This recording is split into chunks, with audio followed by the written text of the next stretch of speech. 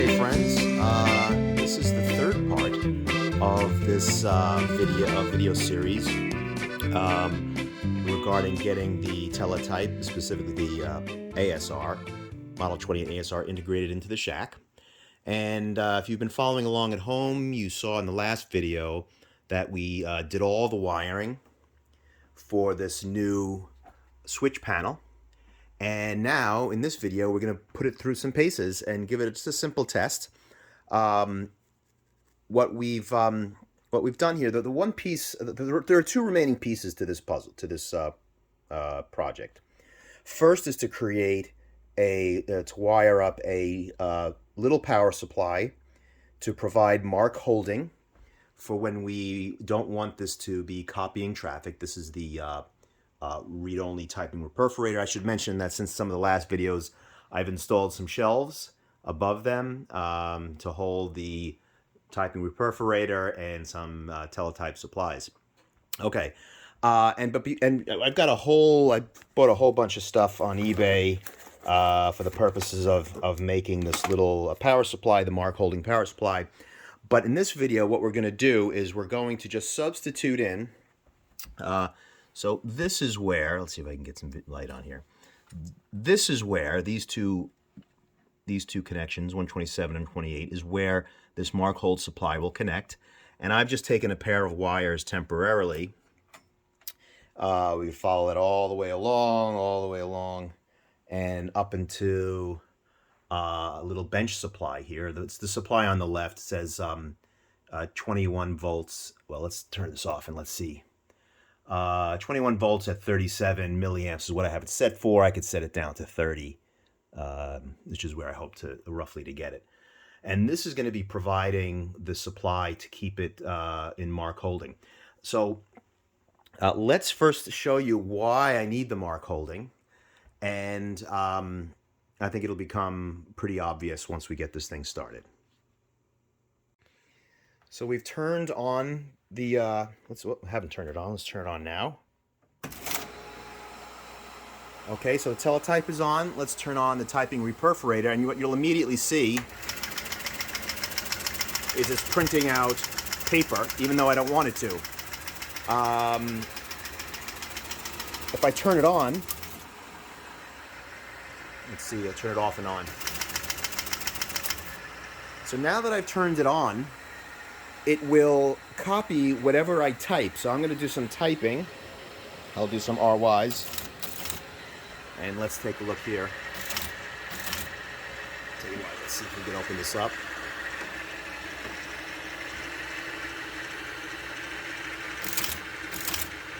So you see, as I type, and you can see it here too, hopefully. This is because I have the switch on, and it's now in the loop.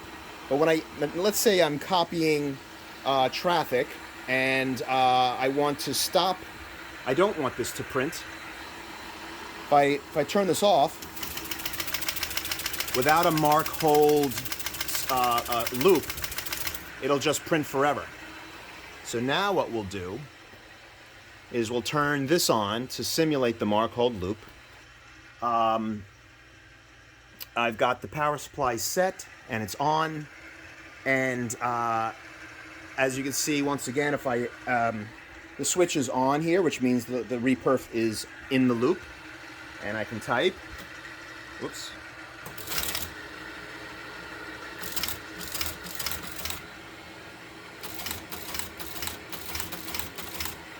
But now, when I turn the switch off,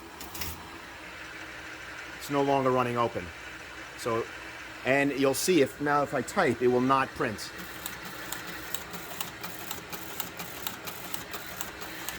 So this is how you can turn off the reperf. And if I want to turn it back on, if I want it to print traffic, and when I type now, okay, a better experiment is going to be to put it on to get some actual traffic. All right, so now we're printing. Let's see. We're printing traffic from ITTY, ITTY. And you can see that nothing's happening here. And that's because my switch is off. This is exactly how I want this to behave. I want to be able to receive traffic, but not necessarily print or punch any tape. Now, as soon as I flip the switch up,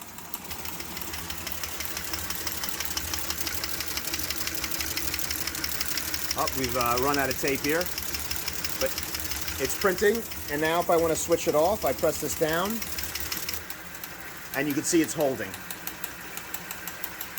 If we did not have the smart space or the smart holding magnet, I'm going to turn it off, this power supply, you'll see it's just running open regardless of the position that I have the switch in. So let's turn this back on, and you'll see it'll stop.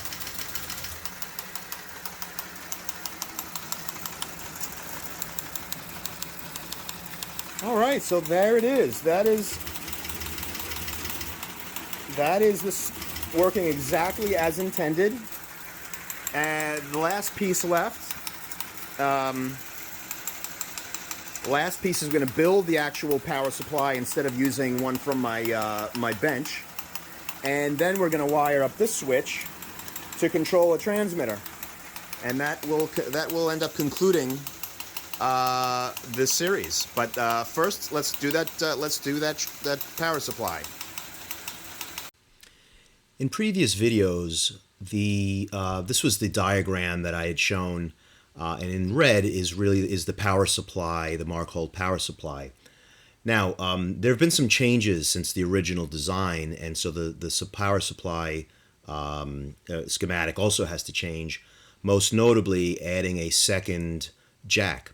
So the problem is, if I run more than one device off this system, this 3.3 volts into 68 ohms is just not going to be enough to power two machines. So let's take a look at how I've changed this. So first I redid this diagram showing in series two selector magnets. For example, if I want another device here, I have got the two jacks.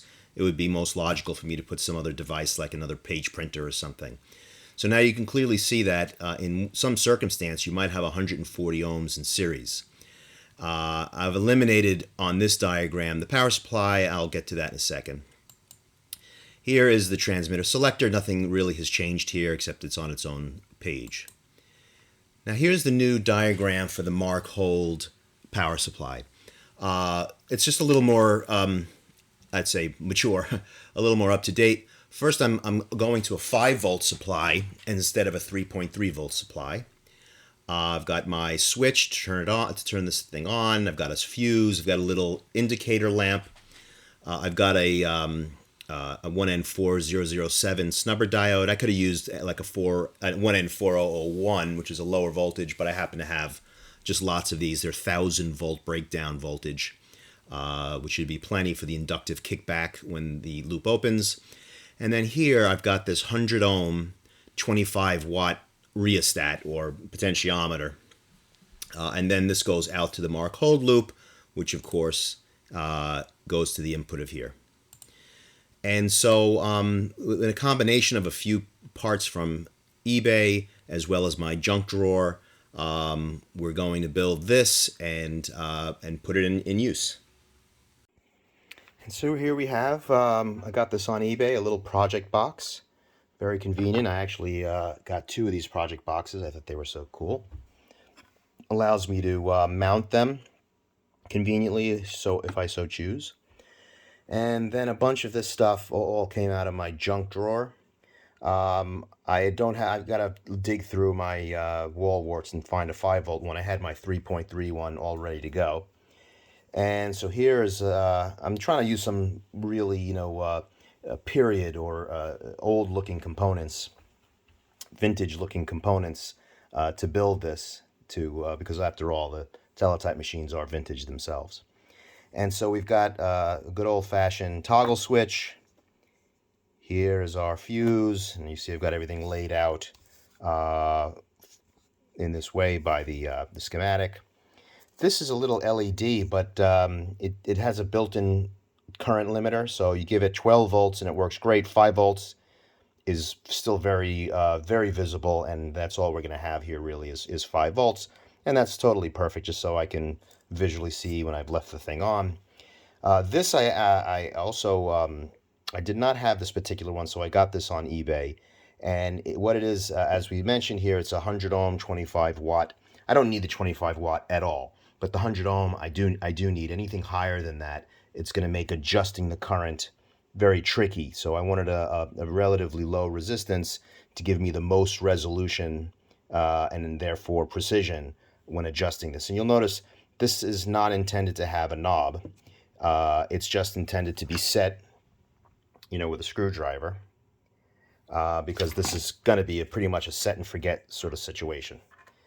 And then, yeah, we've got, I don't know how exactly I'm going to connect the inputs and outputs. I'll have to figure that out, but something like this could work, especially if I use a little circuit board, a little perf board.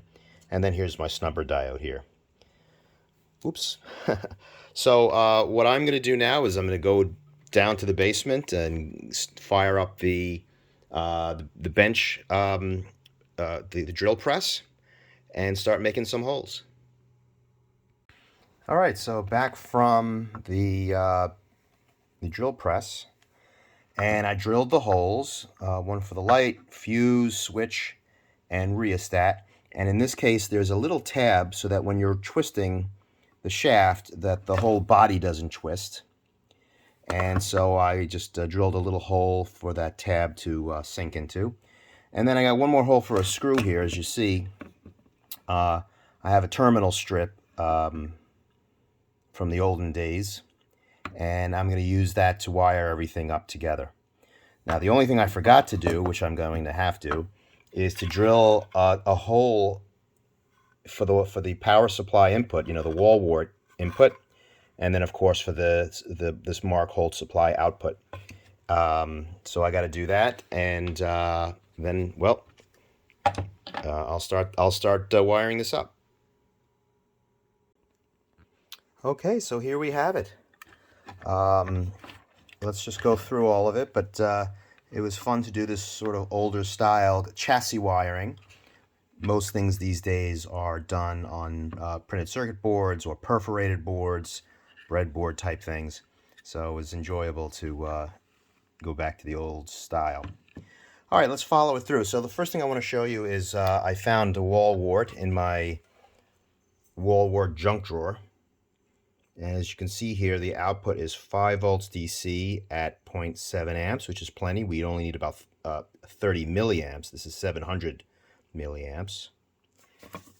Made by BlackBerry. I'm sure it was a charger to one of my Blackberries years ago. And the wire comes in this side. And let's just follow it through with the diagram. So as you can see here, the wall wart goes to the switch. Switch to the fuse. Then I've got a lamp between the fuse. You can see this red wire here. And so here's the lamp, the red wire to that positive side of the fuse, the black wire to ground. I should mention that the other wire coming in here goes to these three, this black one here goes to these three terminals, and they'll make a 3 connection ground, and the black goes to the ground. All right, then we have this reversed biased snubber diode. You can see that right here, just at the tip of my finger. The cathode goes to the positive, which is because we don't want it to conduct when the system is normally running. It's only when it's reverse biased. And that goes through one of the 3 ground posts into the positive there. And then we go to the rheostat. So at the output of the fuse is this green wire. And it goes right here to the side, to the input of the rheostat.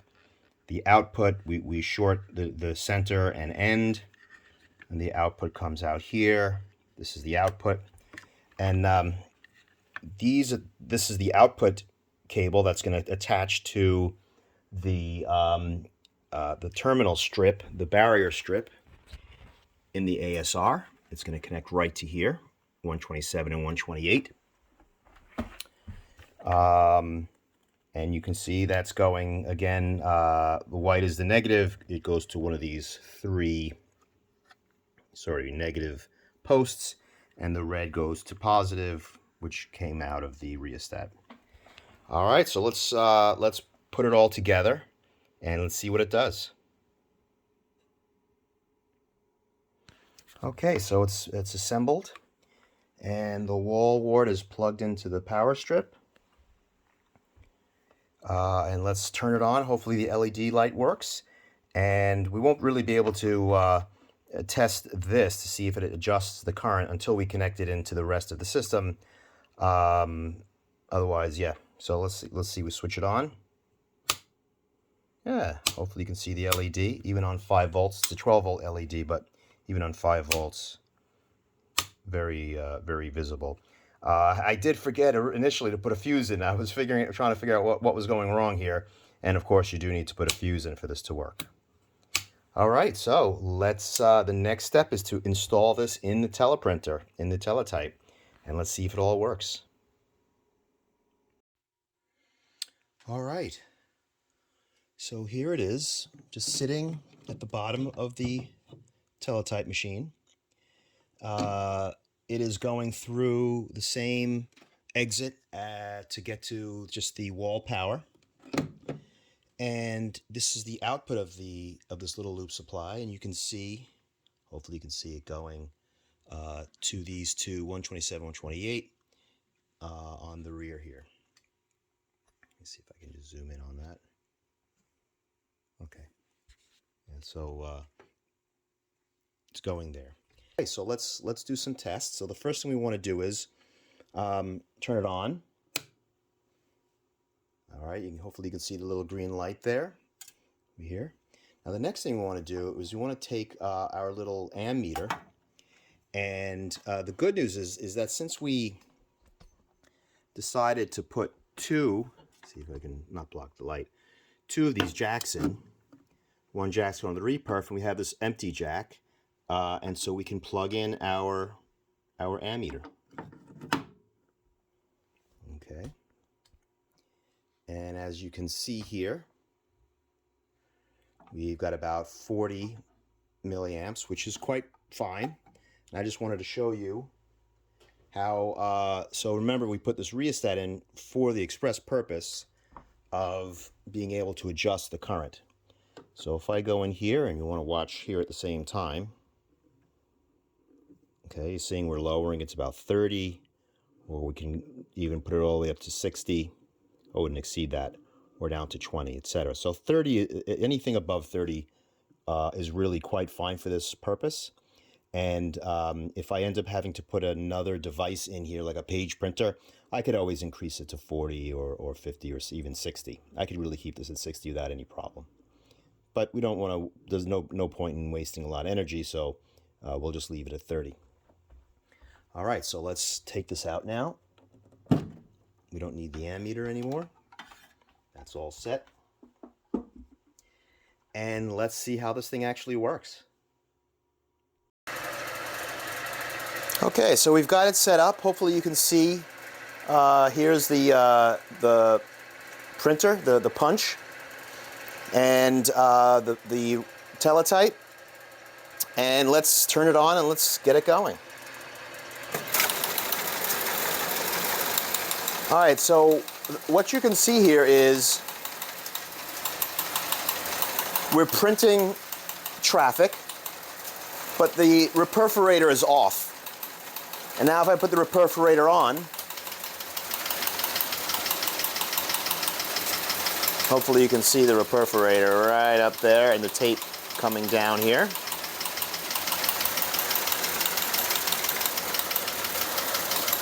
And you can see the tape being punched. And now if I want to turn off the reperforator, it turns off just fine, and it doesn't interfere with the rest of the traffic. Right now, the position that it's in off is using that internal power supply. Now it's using the normal external loop, now it's using the internal power supply. Yeah, so as you can see, it works perfectly, exactly how I always intended and hoped it would work. And really very, very, very happy with this. The last part of this project is this switch, which will activate a transmitter. And that'll be the end of it. Well, we are nearing the end of this project. The last part of the project was the transmitter switch. And the transmitter switch had two functions, or say three functions. Selected transmitter 1, receive transmitter 2. And then the other function, the third function, was to put the ST6 into mark hold when you're transmitting, because there's you don't want it to be interrupted by you don't want your transmission to be interrupted by any traffic coming into the ST6 correctly or incorrectly. And so we've now done part of this, which is just the ST6 hold, and I'll show that, and then we'll get the transmitter wired up and do that. First, let me show how we did it. So you'll recall that these last two, if you can see them here, these last two positions on the barrier strip were for the ST6 standby. And what we did is we just ran a little cable here with some contacts. You can see them, 121, 121, and 122 there. And we run that across the floor of the shack. This will all get tidied up. And then just a pair of Anderson power poles for simplicity, and that goes around to the back of the ST6, and it's that Molex connector with the red, the white and brown connectors. Let's see if you can see the designation of this. So it says remote and ground. It's that remote signal that we're trying to make use of. All right, so let's power it up.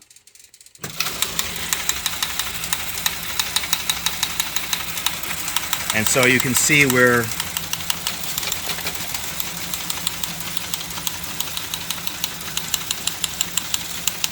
just running some traffic from ITTY. And now let's say we want to go into transmit mode. So let's say with transmitter 1, so we'll flip it up. Yeah, and there it is. It puts the system into mark hold, into standby, I should say. And now I can transmit my message, despite the fact that there is something still coming in on the audio. And now I can go back to receiving. And same thing with transmitter 1. I'm sorry, transmitter 2 is down. So either position will put the ST6 into standby mode, and in the middle you go back into receive mode. All right, so the last thing to do here on this project is to wire up this to at least one transmitter. I've got two that I could use, but I'm going to set it up for one transmitter, and we'll show you that, and that should be it.